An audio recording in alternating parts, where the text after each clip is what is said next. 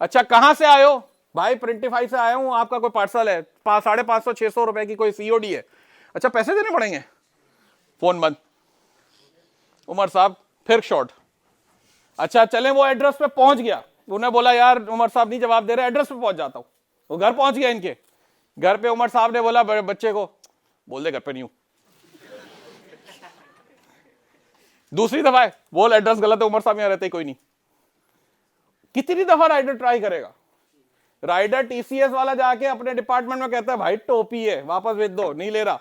कितनी दफा जाऊंगा मैं? 1 दफा 2 दफा। उनके अपने भी पॉलिसीज है यार, 2 दफा या 3 दफा ट्राई करो उसके बाद वापस भेज दो। अब वो पार्सल आ गया।